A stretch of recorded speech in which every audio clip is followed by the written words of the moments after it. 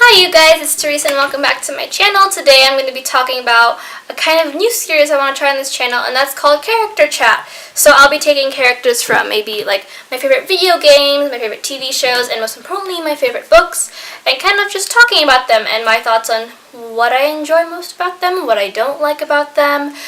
But yeah, without further ado, let's just jump right in.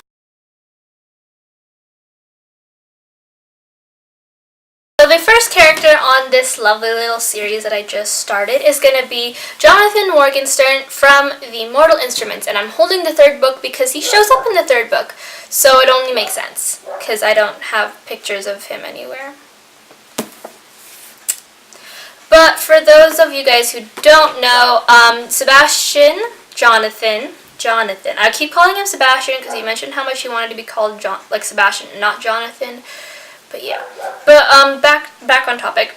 Johnathan Morgenstern is Clary's older brother from the series, and he appears from the third book all the way to the last book, and he also appears in the Shadowhunters series, which I will leave lovely pictures of him here. But my first thought on Johnathan when we first met him was that he's a jackass. Let's just face it, jackass to the max, and I was really glad he died, like super glad. And if you're thinking this is a spoiler, the books have been out for a while, you've heard it for so long, and the TV show even just went with his death, so not wrong there. Like I said, he's glad he's dead. So glad. He's literally a demon. Like, he has an extra amount of demon blood in him, which made him worse of a human being. He just gotta go. And he's also just a terrible human being, given what he does throughout the entire series. Just all the series. From, like, book 3 all the way to book 6. All the way. There's a lot of pages. So, but before I get too deep into kind of my analysis on him and my ranting, I'm going to go ahead and talk about the backstory.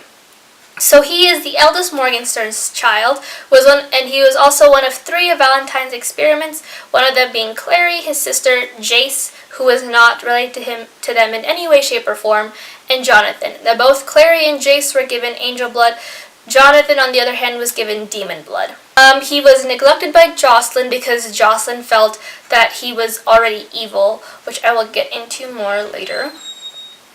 And he was terrified of him, so she didn't really give him a chance to grow as a person. He was kind of a child and already exhibiting these signs of being demonic and being a terrible human being and kind of someone we just don't want to associate with.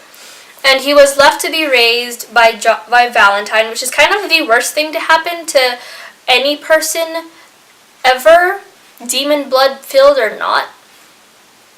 Because Valentine is just a terrible person who abused his children and manipulated them, and glad he's dead too. But he doesn't really understand the idea of love or family, but he kind of has this disturbing idea of it when disturbing ideas of what familial love is, in terms of his love for Clary and how that's been portrayed throughout the books, and then the TV show when he asked Clary out. But yeah, that's kind of all you need to know. Oh, and Lilith is the demon whose blood is in him and considers her to be his mother. Yes. Now, with all good villains, you gotta have some complexity in there, and I think Johnathan is one of those villains who are very complex and have a lot of motivations and a lot of things that readers and TV show watchers can definitely unpack as the rest of the show progresses and as the rest of the books continue, or at least until you read the 6th book, because that's where everything ends for the Mortal Instruments and moves on later to the Dark Artifices. But we're just gonna. So there's a lot of trauma with Johnathan. You see that a lot with Valentine, because we all know the trauma that Jace had to face with Valentine. So we also and that I believe mirrors with what happened to Johnathan, which is why Johnathan feels a weird connection with Jace. But we're not going to question that. We're just going to keep going with it. I honestly feel like if Johnathan had not been raised by Valentine, he would have been better I don't want to say the best, because there's no possible way for him to be the best. He has demon blood in him, which is inherently evil, but whatever. Jocelyn, like, his relationship with Jocelyn also adds this complexity, I feel, because she didn't necessarily give him a fair enough chance to really show his capabilities as a human. Clary mentions it in lots of occasions that he had this capability for good despite being a terrible person, and we are only left with the possibilities of what that means, because like I said, he was never given the opportunity to be good. Like I said, she didn't give him a fair chance at life. She wrote him off I don't want to say wrote him off, but she kind of gave up on him very quickly. She tries to kill him after years of mourning him. No, Jocelyn, no, you can't. Like, evil or not, he's still your son, and you probably shouldn't be flinging knives at the boy you mourned for years and years and years. And saying that you loved him so much when you were terrified of him and whatnot. And, like, Jocelyn has her own reasons for that, and I understand those reasons completely and fairly. But like I said, this is kind of, like, how I feel about the situation that we were given with. In my honest opinion, I don't think she had the right to mourn him. I can't remember exactly right now, but if she was mourning the possibility of him, that would make more sense. But she, for my impression of the books, was that she mourned the person who had died, which was a child who kind of didn't get a chance to know what it means to live in this happy life. And I'm not saying that he had a chance with Valentine to be a decent human being, because he didn't. But I think that she didn't have a right to mourn him if she was going to react with treating him in such a malevolent manner.